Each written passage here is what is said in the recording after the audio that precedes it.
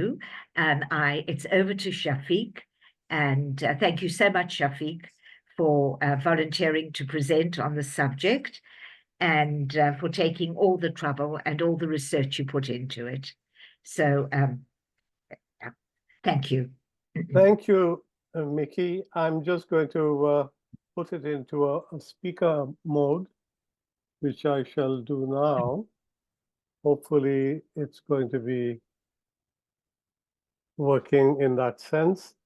And then I'm going to be showing you some, if you like, PowerPoint presentation or slides in order to make a little bit clearer what I'm saying. I'll put those slides up a little bit later after this introduction. Now, as Mickey said, it's very important at the moment to consider this question of the gendered mind, especially in terms of the AI that is coming in so fast. Now, what has that got to do with the gendered mind? Well, robots. Now, robots are something that are going to be part of our lives very shortly, and they're going to be able to sort of replicate a lot of human activity. Of course, we've got to be able to understand that robots are machines. No matter how intelligent they are machines, which means that they are responding to electronic signals within their body. And we, of course, respond to chemical reactions. That's the basic difference. And in order to be able to actually replicate a total human being in a robotic form, you've got to be able to somehow have these transducers which will emulate the chemical reaction and the resulting reactions on our nerves that will then sort of be recognized as a feeling. So we are still very far away from having to replicate a human being in all its sort of assets and liabilities, whatever they may be. But what we can do, of course, is to be able to recognize some of the traits that human beings exhibit. When I say traits, I mean, for instance, a man will have a certain type of behavior as opposed to a woman's behavior. That gets translated, I suppose, in recognizing it as personality, although personality will be much more specific to an individual. Yet there is, I think, a class that we can sort of basically identify as being male, and another class that is classed as female. Of course, we all have grown up knowing each other in many ways. Therefore, we have our own views as to how different we are in many ways and how similar as well.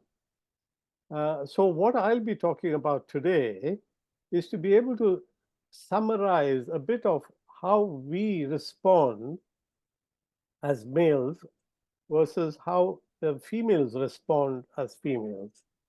So it is a little summary, and I'm sure all of you will recognize this. Now, our behavior, of course, it's dependent on initially nature and, of course, nurture. Now, nature, as we know, is the DNA in us.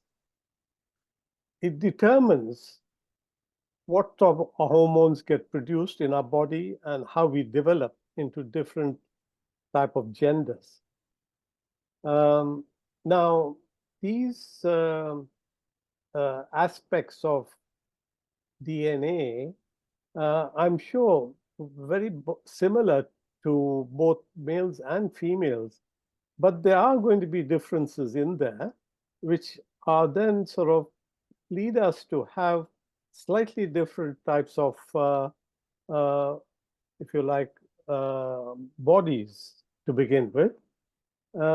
And if one believes in the species as a whole, as human, we can look at animals as well to see if the animals themselves are responding to their DNA. And I think the answer to that would be, of course, yes.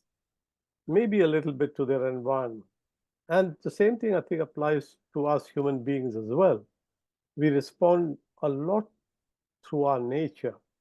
Now, in the case of animals, they don't have what I would call sort of cultural overlays that affect us. They are interacting directly with the environment, and that nurture on their part, I think, is basically the physical circumstances that they are surrounded with. In the case of humans, that nurture includes not only our environment, but also the cultural environment or envelope that we are surrounded by. And that has a very forceful and big impact on human nature. And I think Professor Hariri has mentioned this, and I did a little bit of that aspect in one of my talks when I talked about his Sapiens book some time back, that we have a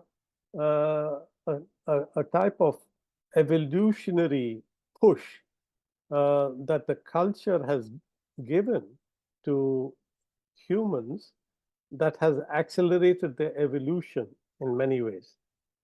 So if evolution started, say, 20 million years ago, and then, if you like, the cultural and the writing and the communication thing developed much, much later, that impact did have a very deep impact on our development as such.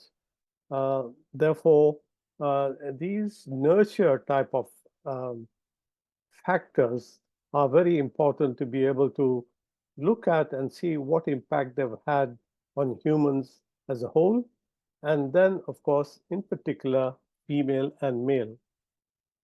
So there are these two things, the nature and nurture. And what we do by way of responding to our nature, of course, is very obvious, and we have seen this in our lives. And we have also noted that, you know, there are distinct differences between humans in males and females. Of course, when it comes to males themselves, I'm sure there are lots of differences there as well, and within the females as well. But as a broad category, we can say that males do have preponderance of certain types of behavior, and in females, we have certain types of behavior as well. Now, again, coming back to robots, sooner or later, we will have robots emulating humans to a large extent. Of course, they will surpass us in intelligence manyfold. So there is no sort of competition there. But whereas there are still machines and not necessarily the biotechnology species that maybe eventually come about, that biotech species will be a different species to the one that we are now. Now, when I say biotech, I'm talking about this synthesis of biology with technology. That will certainly happen in the future. And that will give rise to a different type of species to us at the moment. That species will not only have that feeling incorporated in them as well, but they will have the super intelligence as well. Just as an aside, one of the things that is of concern to Elon Musk's project, I mean, he talks about Neuralink and so on. Neuralink is a project where he's trying to embed some chips into the brain in order to be able to bypass the damaged parts of the brain and therefore be able to give that functionality back to the body.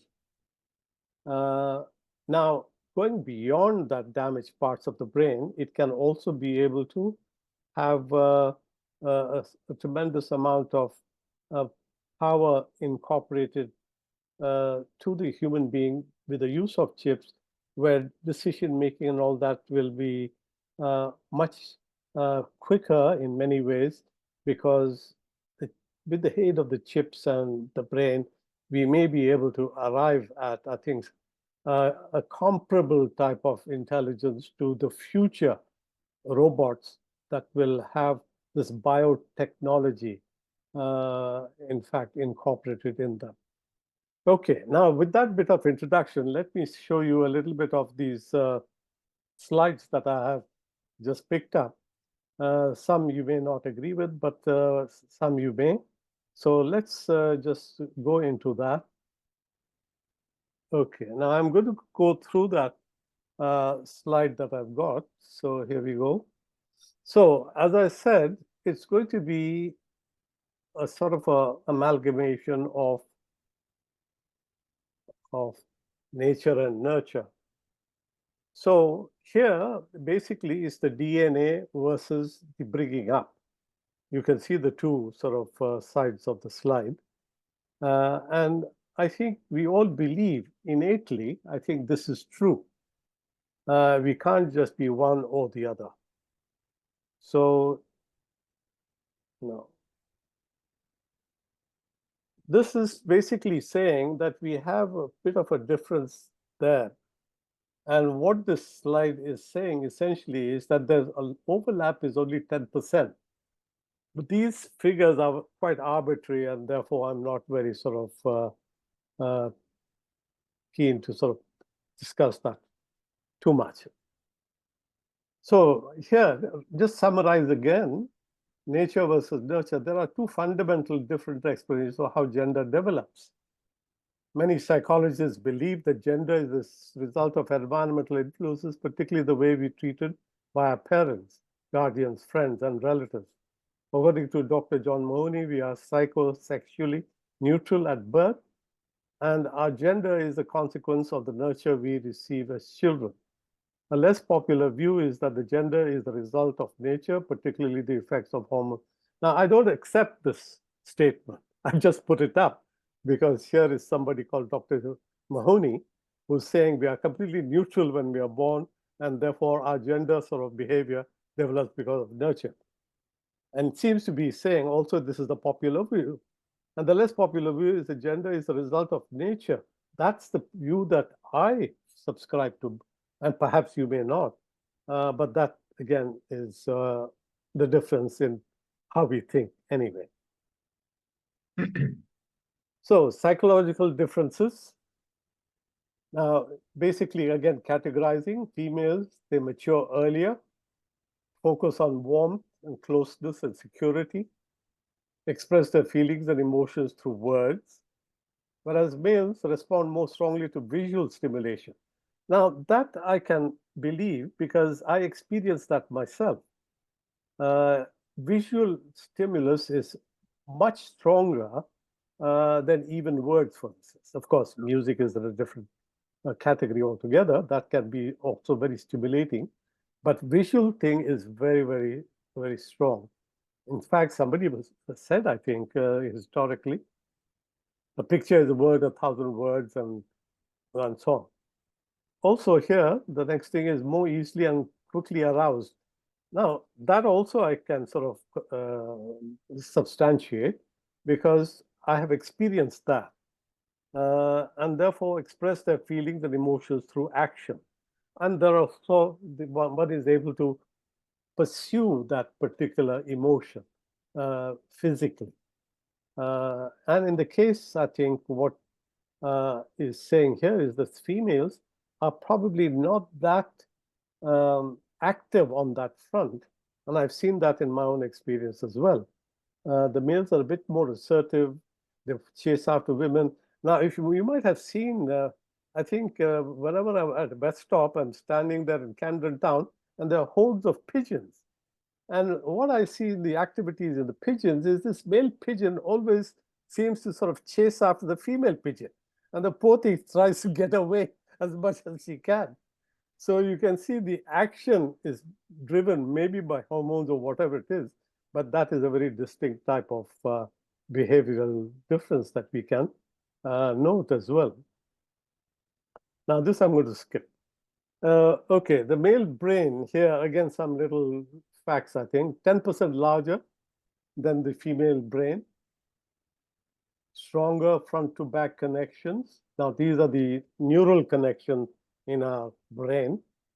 Optimized for motor skills, action-oriented type of activity.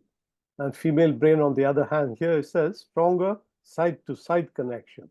So there is, in fact, a crossover from the left side to the right side of the brain, the neural sort of paths, if you like. So there is that basic difference. So one could say that in the male, the neural connections are probably much more within a certain half of the brain. And maybe in the case of women, it is much more distributed between the two. So here they're optimized for intuitive thinking, and they have more gray matter. I've always thought they were smarter anyway. Possible health impacts, more likely to develop alcohol dependence. That explains some of the statistics that we see sometimes. There are a lot more male alcoholics, I suppose. 3 times more likely to be diagnosed with the antisocial personality disorder. So that's another type of thing that they are saying is so. 4 times more likely to have autism. Twice as likely to develop, I think I just have to move this a bit, Parkinson's, yeah. So in the case of female, of course, we've gone through this. The health impacts are twice as likely to have depression.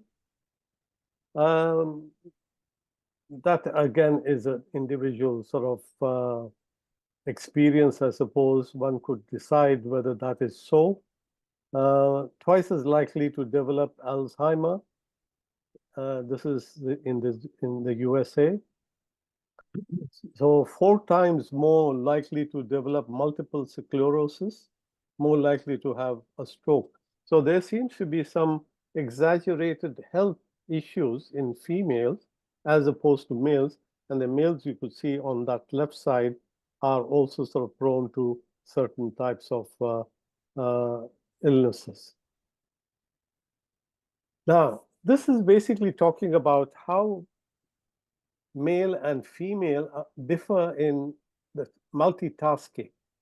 Now, that's the male brain is not too good at multitasking the way a female brain is. Basically, the example is while a woman can bake a cake, talk on the phone, and on the same time keep an eye on her ambitious toddler, the man simply cannot. So essentially, their role, I think, is a lot more lateral in terms of spectrum of activity, and the male is much more vertical, I think, in terms of activity, a little bit more focused, not I would call focused, but more sort of not multiple sort of tasks at the same time. Now, as far as problem solving is concerned, male brain, on the other hand, can classify the problems, compartmentalize them, and then solve each of them individually. So here there is a positive thing that is being said about the male brain, that they are, in fact, have an advantage in solving problems because of the way that they are structured in a way, I suppose, brain-wise. A female brain cannot process particular problem. So they have a problem with having to solve problems. This is not to say that women can't solve problems. This is to say this is the less of a more of a problem to sort of think more logically than a man has that propensity to think a bit more logically. I'm not saying this is the case for everybody. I'm simply saying I think there is that thing that has to emanate from the brain and how the brain is structured. Now, here again, some little summaries here. This is a sliding scale where 1 equals areas in which man's and women's characteristics overlap least. So on the top, the characteristics mentioned here, they overlap the least. And right at the bottom, they overlap the most. So we can just look at them very quickly. Sensitivity overlaps least with dominance here, and warmth and emotional stability. I'm going to go through this because there are, each I'm sure can be discussed in depth. But just to give you an idea as to how there is an overlap, and that overlap is on these fronts. Like, there is a lot of overlap in the abstractedness and the perfectionism in women, privateness and liveliness. So there is a lot of overlap here, but less overlap on the top there. Okay, here's some more differences we can just look at. Male brain predominantly hardwired for understanding and building systems. Female predominantly hardwired for empathy. Now, male value more for power, politics, and competition. Value the development of altruistic, reciprocal relationships. So there are differences which are very clear. That's again not to say that it's very clear-cut. There's a lot of overlap, as we just saw in the previous one. When listening to neurons on only one side of the brain are activated, so men have a different way of listening, while listening neurons on both sides of the brain are activated. So here, it's basically saying women seem to be engaged in a much more holistic approach to what is being said to a man who seems to be a little bit more prone to be a little bit one-sided. In interpretation of whole sentences, men use one side of the brain. In interpretation, women use both sides of the brain. So here it's very clear what emerges is that, I'm reminded about a joke that I came across once. A person goes into a shop which is selling brains. And there's a man's brain which is costed at $50, and there's a woman's brain costed at $5. And of course, he's very curious to find out why there is this big difference in the two brains. And of course, the shopkeeper says, well, the man's brain is more expensive because not used at all, or less used compared to the female brain. Anyway, that I thought had a little bit of a funny aspect to that. I'm going to, that's a bit too much. That's good to skip all that. Okay, now I'm going to highlight some psychological differences, which are just going to be sentences which are just going to highlight a particular type of behavior. Now, here, I'm just going to read some of these. Some psychological differences between men and women are visible to the naked eye. Now, all of us have, of course, experienced this. So this is just reiterating that. Women, for instance, tend to be warmer and more sensitive on the average, while men tend to be more assertive, research suggests. 5 lesser-known differences between men and women found in recent scientific studies. Now, this is something, again, controversial, may not be agreeable, or not everybody may agree with that. I certainly don't agree with some. Females have twice as many pain receptors on their body than males, but as much higher tolerance than males. That could be a very true statement, I suppose. I can't tell that because, of course, I feel pain, and I'm sure the same pain can be felt by others as well. But I think the fact that women do have more sensitivity in their body, I think does suggest that they are also able to feel pain a lot more. When men shy or blush, they generally look upwards or on their right and left. When women blush, they look downwards. Men itch their chin, jaw, eyebrow, or forehead, while women adjust the strand of hair behind the ear. Now, these are, of course, nurture type of aspects that are coming out. Girls develop right side of the brain faster than boys, lead to talking, vocabulary, and so on, pronunciation, reading earlier, better memory. So that, again, how nurture is impacting the development of female brain to evolve in a different fashion. So to a large extent, again, nature is kicking in here to be able to sort of see how one is able to then respond to the environment. Boys develop left side faster than girls, leads to visual, spatial, logical skills, perceptual skills, better at math problem solving, building, and figuring out puzzles. I have a tendency to do that, so I can sort of corroborate that particular statement. There is that aspect to my own experience, to all those things that I mentioned over there. Women are better remembering where things are than men.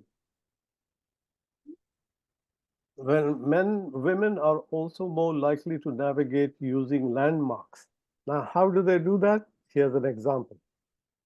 While men navigate using direction and distances, so a woman is more likely to say, go straight until you hit the McDonald's, then turn right and continue until you reach the top of the hill. A man is more likely to say, drive north for 3 miles, then turn east on Liberty Street, continue on Liberty for 2 miles.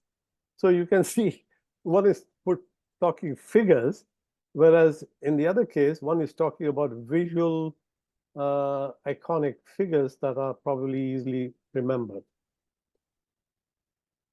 When an act of love ends, women don't feel like sleeping, unlike men.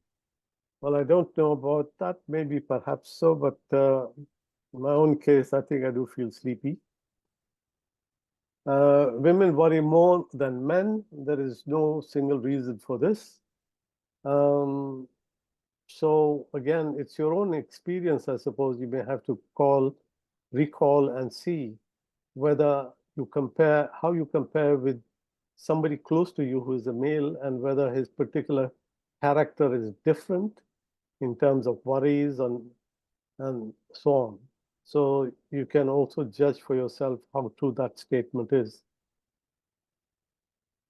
But hormone differences and environmental factors play a part. So essentially, their worries could be hormone related. And of course, environmental factors also play a part. On the bright side, worrying gives women advantage when it comes to foreseeing and handling problems. I suppose that is to do with sensitivity in many ways. If women are more sensitive, then they are prone to look at things a little bit more broadly in that sense, and may be able to sort of also deal with problems, not mathematically, but in terms of having to use the words that they have at their disposal and the actions that they have at their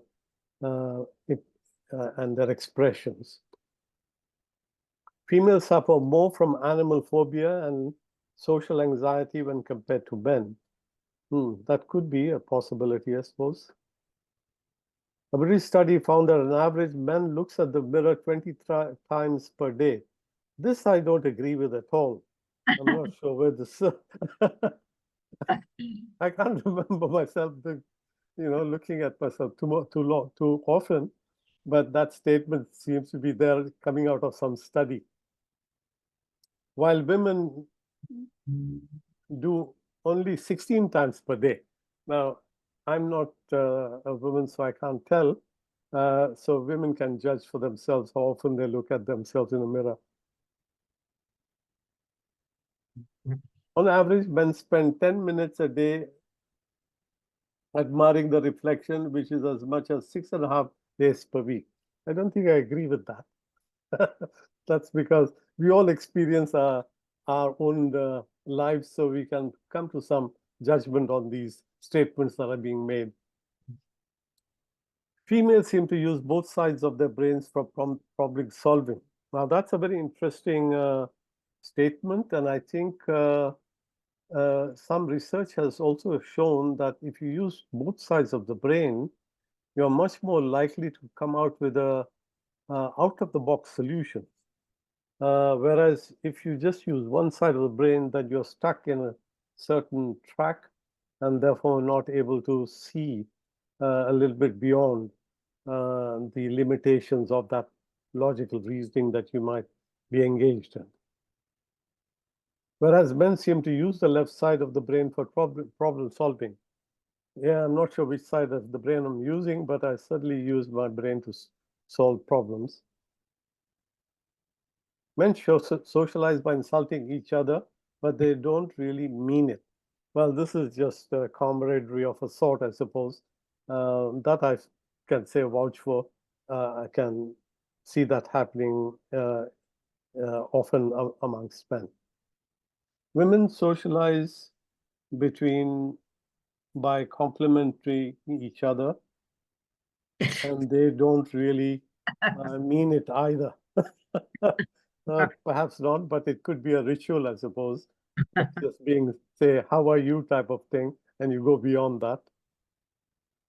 Men get a positive chemical boost from conflict and competition.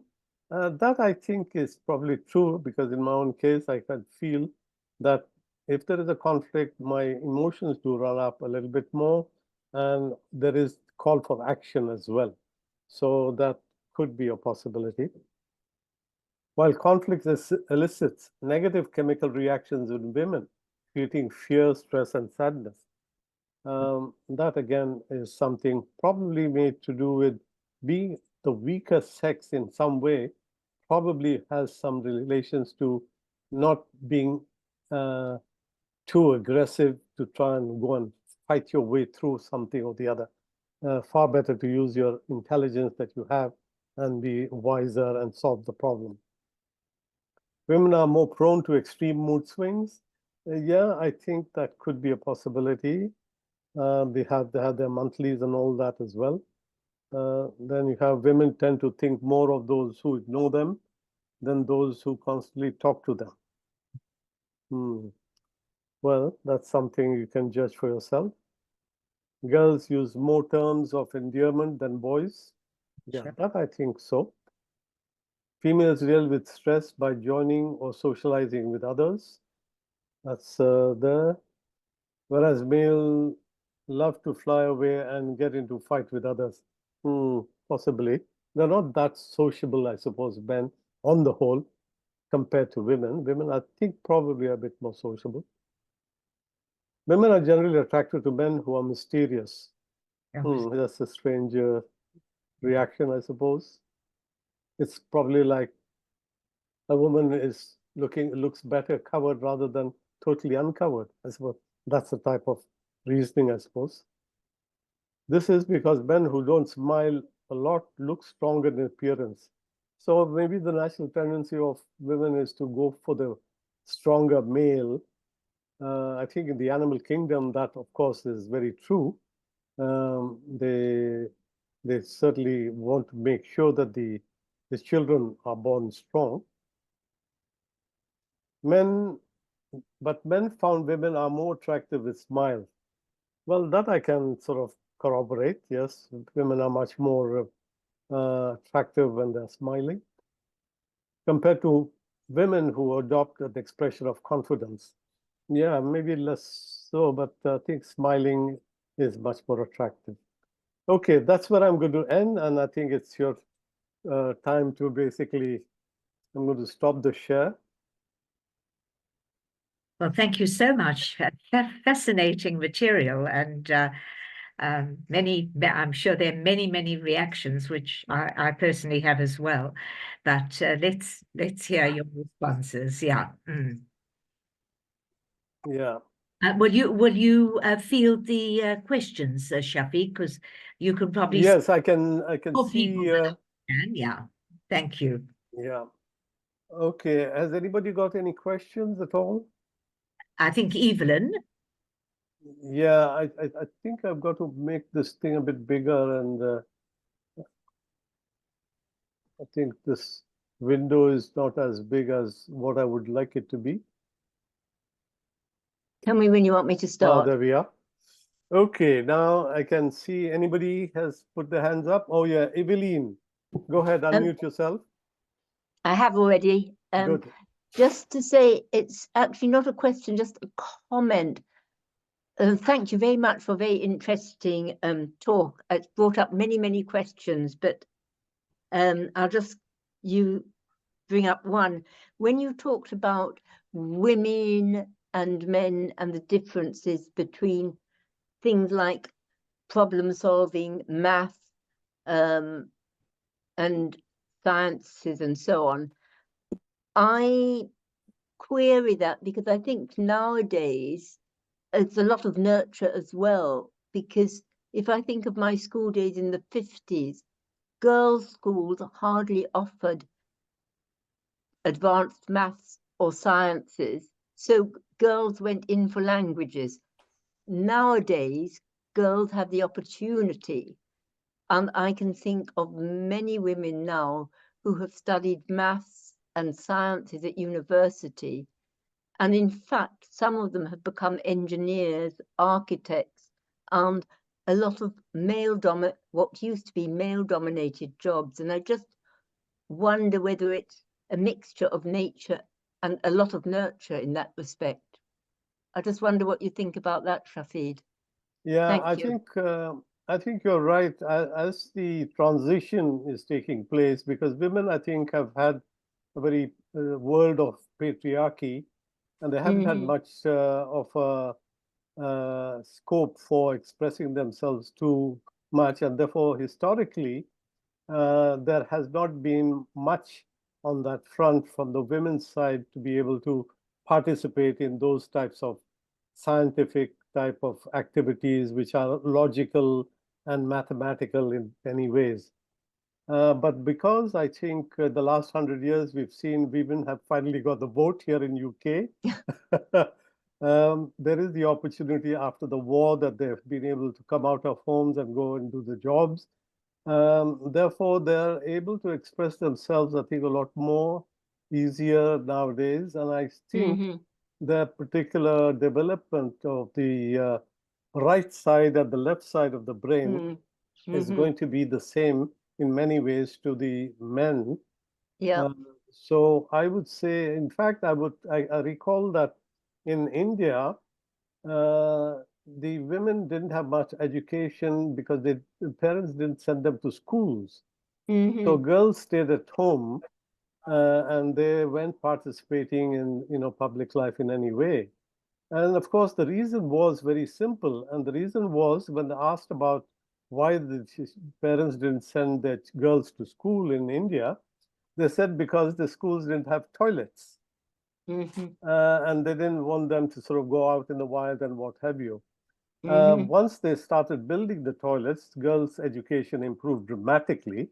And that made quite a bit of difference. Now, the second thing that has made a difference also in India is that when the Berlin Wall collapsed and we had the big pipes joining USA to India, the broadband and all that.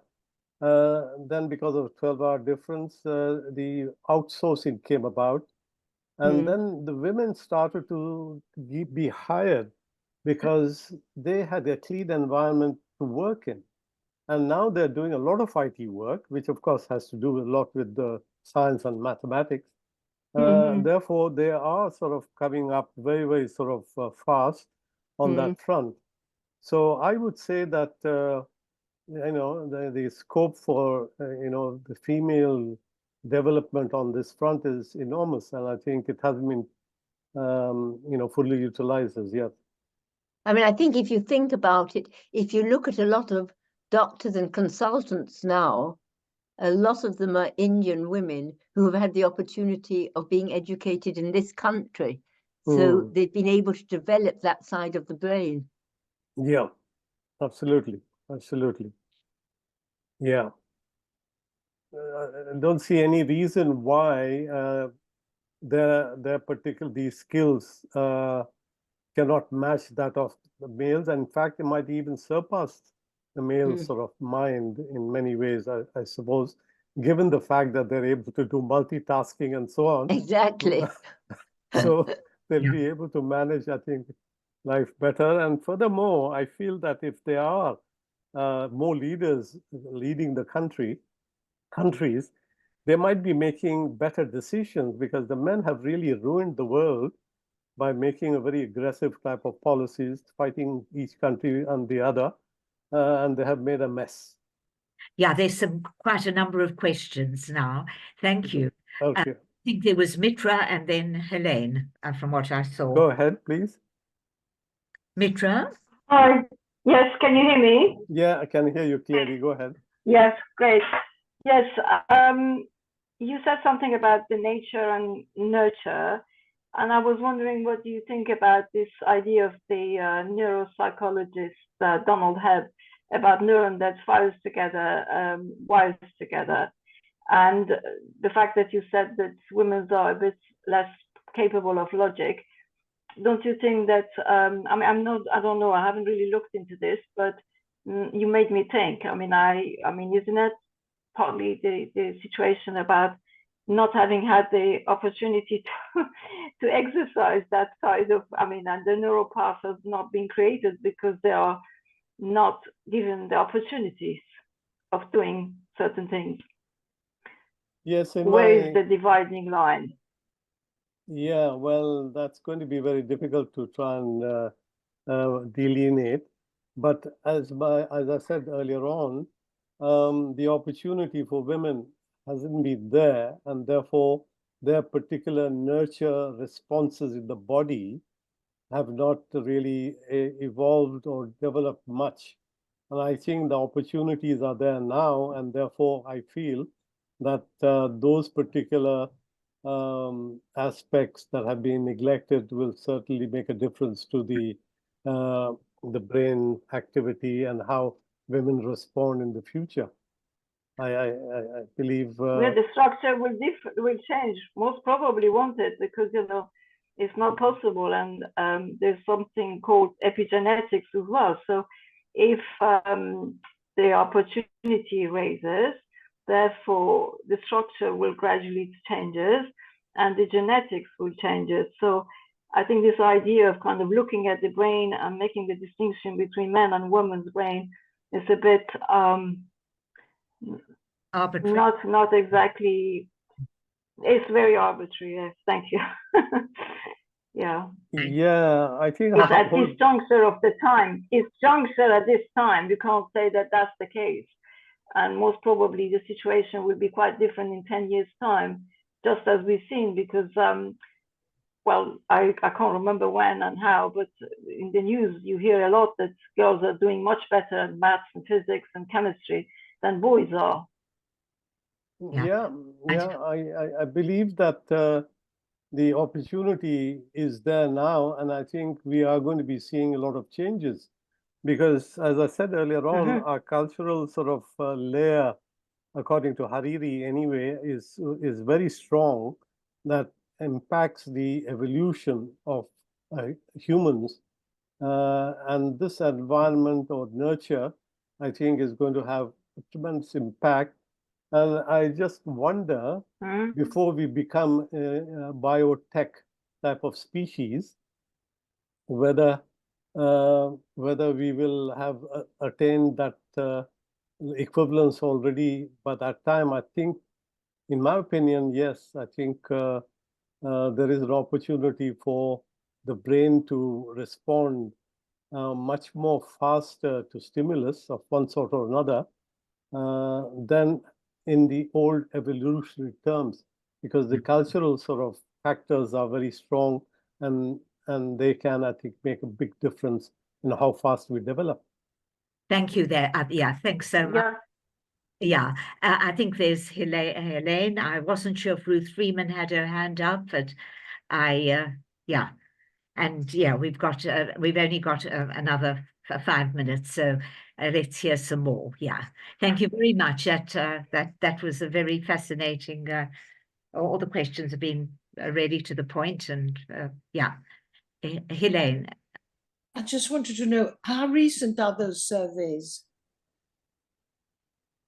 I've got a slide which has the links on it. I can sort of send it to you if you like. No, But because in terms, relevant but to what generally speaking, they're basically recently, not very old. Okay. Yeah. All right, thank you. Any Oh. more hands up or questions or comments? Ruth, is your hand up or you're just brushing your hair? You have to unmute yourself.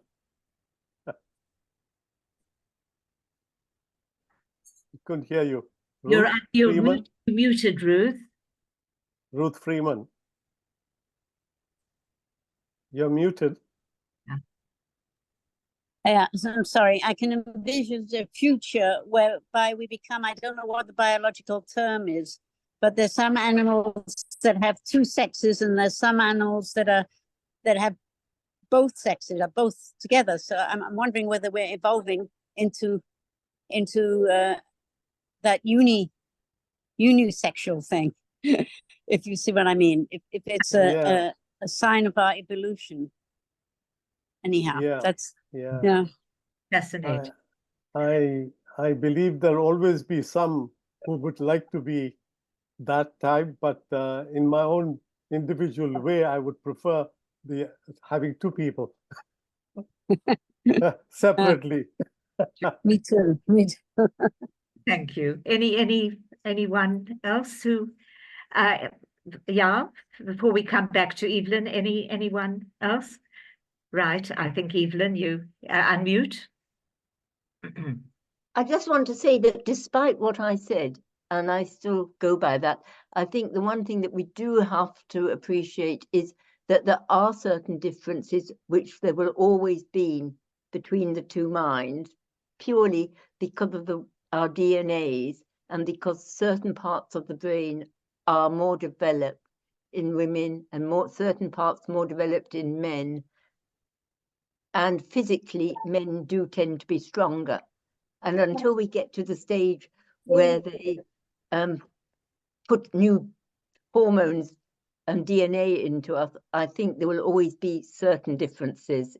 It may be that there will be lesser differences, but there will always be, I think, some differences. I just wanted to say that. I don't know what you think, Shafid. Yeah, I think you're absolutely right, because if you look at the animal kingdom, where there is no cultural layer for nurture in a broader sense, except for the jungle where they will be living in, that environmental is very physical. Their behavior of male and female is quite predictable. And therefore, there are those invariable, unchanging aspects to gender, which I think we all accept, because we also see in our own lives that behavior of women is something that is very distinctly different, and we judge that especially by looking at certain situations. So that highlights the differences that are there. Thanks. We have a few more questions. Diana? Oh, you have to unmute, Diana.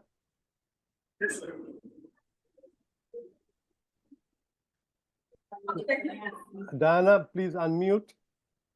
Very naughty. Sorry. Okay, fine. Can you hear me now? Yeah, go ahead. I just wondered whether what happens with people who consider themselves to be trans. Considered to be what?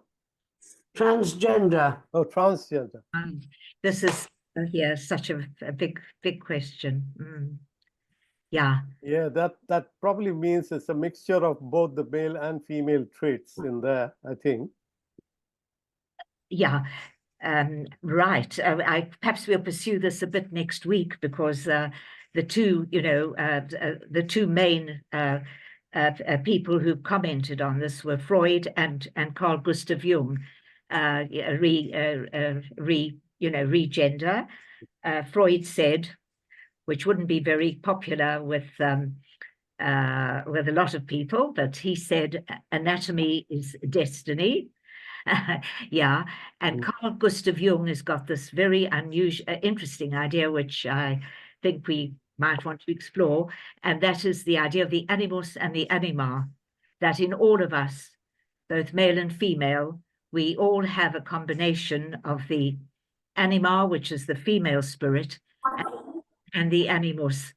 A lot of the sort of stereotypical views of a man feels and a man acts and a woman feels. I know many women who act, and I know many men who feel very deeply and are terribly sensitive. And I know men who are far not dominant or aggressive at all, and I know women who are very dominant and aggressive. So there are many, many overlaps. And Shafiq, you have opened up a really fascinating subject. And may we go on with some of, please make a note of some of your comments and questions for next week. The other question that Mitra raised, the observation, is that, can nurture affect brain circuitry and change it, is a question that a lot of neuroscientists are pursuing now. So, there's all that area. And of course, the big question of of transgender and so on. So I want to thank you enormously for your way of presenting, of making it alive, of your wonderful sharing of the screen, and really stirring a lot of thought. And so we will go on, and Shafiq, I hope you're here next week to field and to comment. So unless there's something really pressing, because it's 5:30, we will end now. And if you could come up with it, I think Lou might have had a question, and I hope you come back with it. And anyone else who wants to pursue any of the areas that you've really explored in a very, very meticulous way. And thank you so much. I've enjoyed that enormously, as I'm sure we all did. Thank you, Mickey. I'm very happy to have had the chance to. Have a good Thank you. Thank you so much. Okay. Thank Take you. care. Thank you. Bye. All the perceptive questions. Thank you. Thank you for all your Thank questions. you. Bye-bye. Thank you, Shafiq. Thank you. Welcome.